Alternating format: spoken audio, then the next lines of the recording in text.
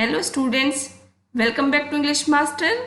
Today we will cover part 3 of the chapter Lost Spring of class 12th English Flamingo.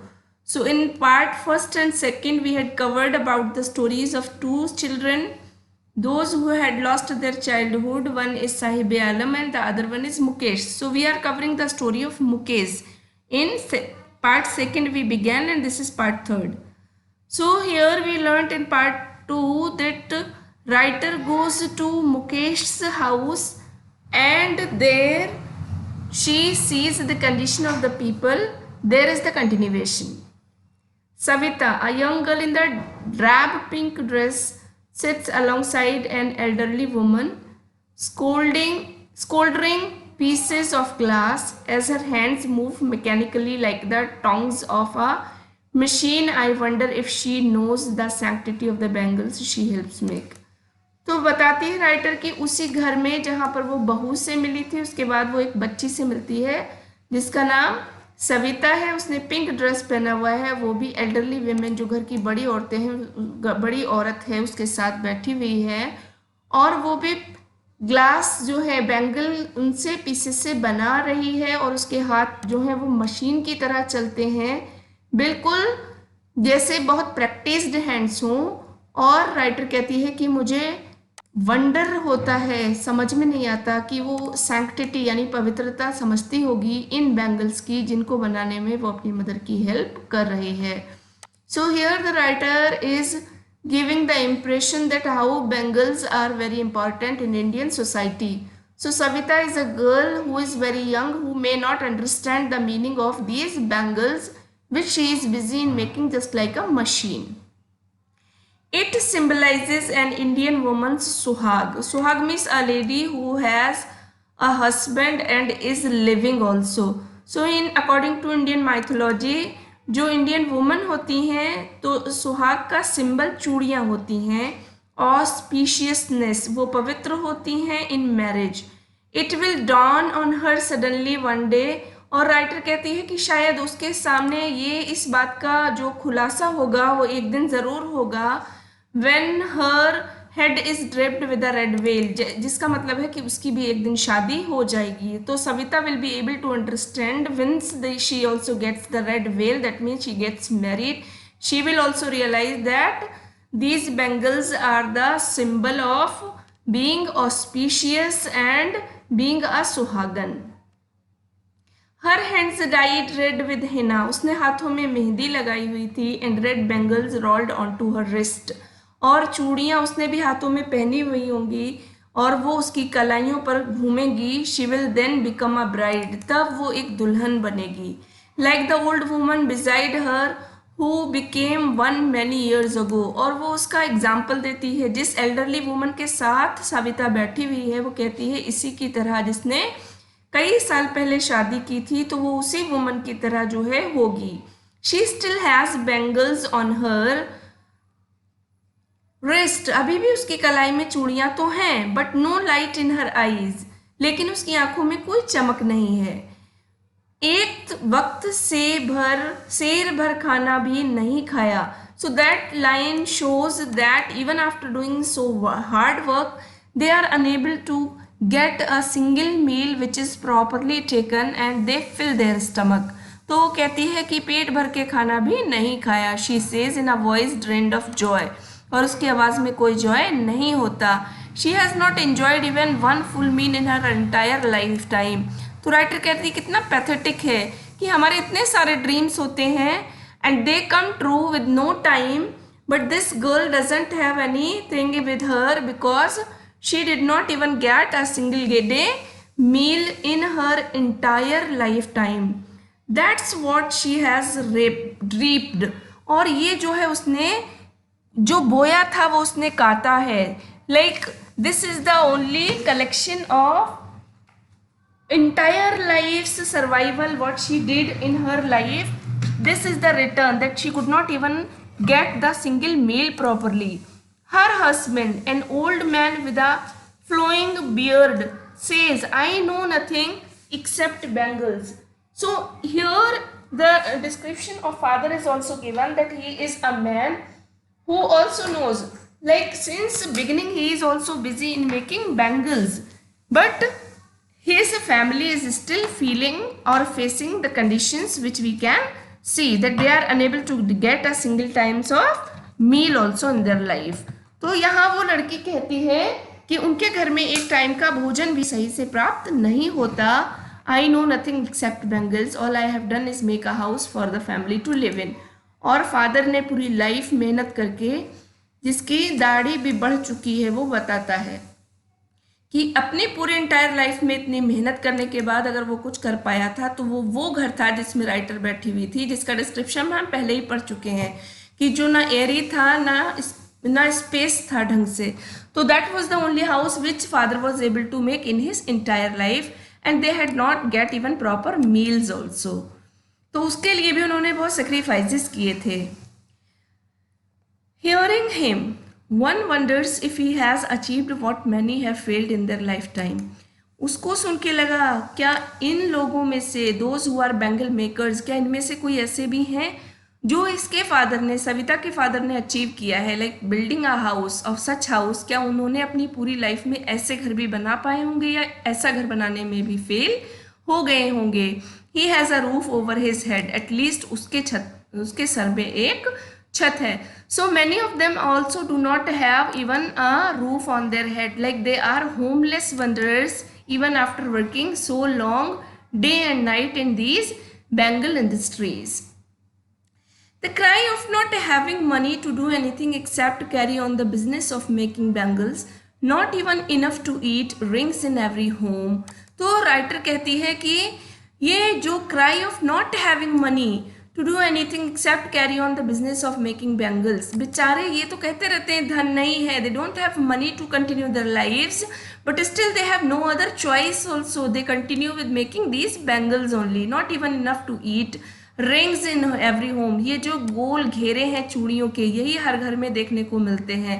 खाने को उनके घर में हो या ना हो, लेकिन चूड़ियाँ आपको हर घर में मिलेंगी, because they all are involved in the same business. The young men echo the lament of their elders. दो यंग मैन, जो जनरेशन अब यंग जनरेशन है वो पछताती है, वही सेम echoing सुनाई पड़ती है जो उनके एल्डर्स ने उनको सुनाई होगी. Little has moved with time it seems in Firozabad. तो यंग मैन भी उसी वेब में फंस चुके हैं जिसमें उनके एल्डर्स फंसे हुए थे, इसलिए उनकी भी परेशानियां भी सेम है जो उनके एल्डर्स की थी. उनमें से कुछ हैं जो वहाँ से निकल चुके हैं, it seems in Firozabad. Years of mind numbing toil have killed all initiative and the ability to dream. और ये काम जो माइंड नम्बलिंग है, जो अंधेरे में बैठकर अपनी आंखों को फिक्स करके उन फ्लिकरिंग लाइट के सामने चूड़ियों को शेप देना, ये सब उनके माइंड को नंब कर चुका है. इतना कठिन परिश्रम करने के बाद उनकी लाइफ में अब इतना भी एबिलिटी नहीं बची है कि वो कुछ और ड्रीम कर सकें. Like they have lost their dreams, they don't have any future hope, so they are also busy with like just like their elders making bangles, and they don't have any future endeavors to do anything and getting in return something, so they are also hopeless. Why not organize yourself into a cooperative? I ask a group of young men who have fallen into the vicious circle of middlemen who trapped their fathers and forefathers. तो ये middleman किसके लिए कहा है? जो चूड़ियाँ बनाने वाले हैं, जिनकी फैक्ट्रीज हैं, उन लोगों ने इन लोगों को, गरीबों को अपने विशियस सर्कल, एक कुचक्र में फांस रखा है. तो राइटर उन्हें सलाह देती है कि तुम अपना कोऑपरेटिव, लाइक तुम अपना खुद का काम शुरू क्यों नहीं कर देते. Even if we get organized, we are the ones who will be hauled up by the police, beaten and dragged to jail for doing something illegal.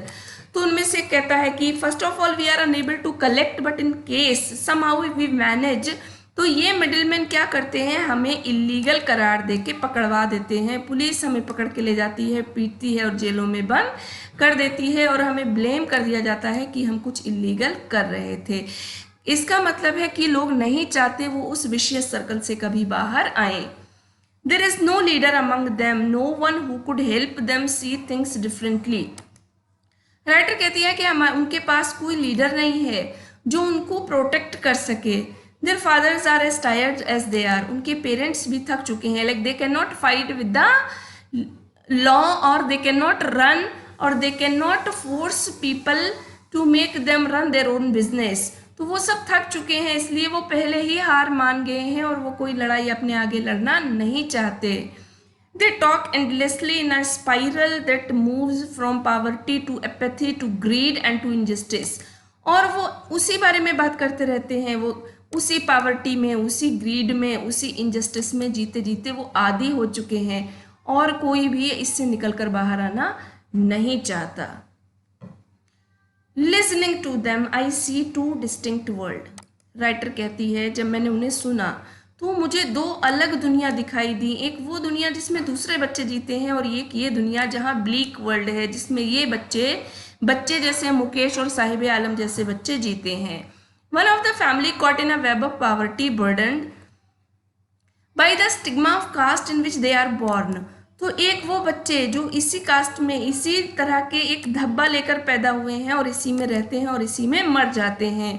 The other a vicious circle of the sahukars, the middlemen, the policemen, the keepers of law, the bureaucrats and the politician. और दूसरे इस चक्र में फंस जाते हैं. तो एक तो गरीबी से निकल नहीं सकते, दूसरे जो निकलना चाहते हैं, तो ये वाला समाज का जो हिस्सा है वो उन्हें ऊपर नहीं बढ़ने देता, क्योंकि उन्हें भी सस्ते दामों पर लोग काम करने को चाहिए. So they don't want them to come out from this vicious circle because they also need people to work in their bangle factories.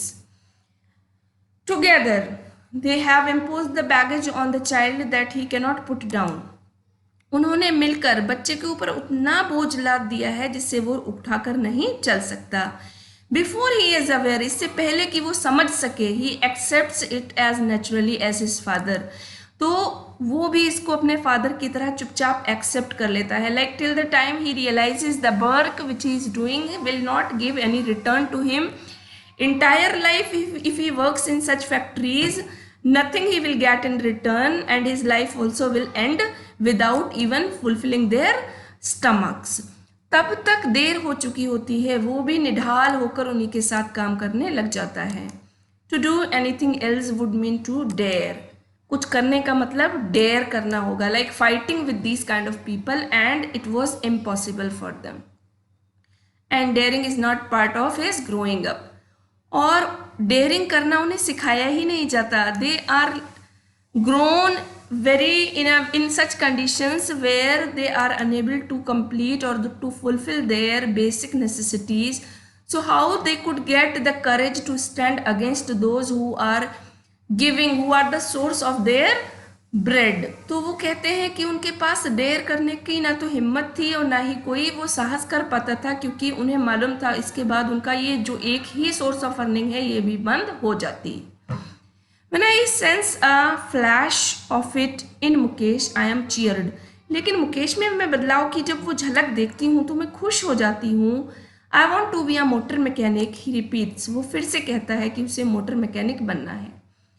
He will go to a garage and learn. वो garage जाएगा और सीखेगा. So he is not ready to go ahead with the same traditional work which his parents had been doing. So he wanted to do something different of his grandparents.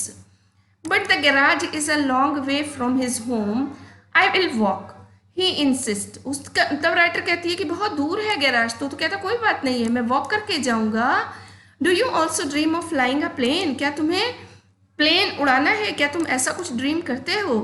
He is suddenly silent. No, he says, staring at the ground. नीचे जमीन को घूरते हुए वो कहता है नहीं, उसका ऐसा कोई सपना नहीं है. In his small murmur there is an embarrassment that has not yet turned into regret.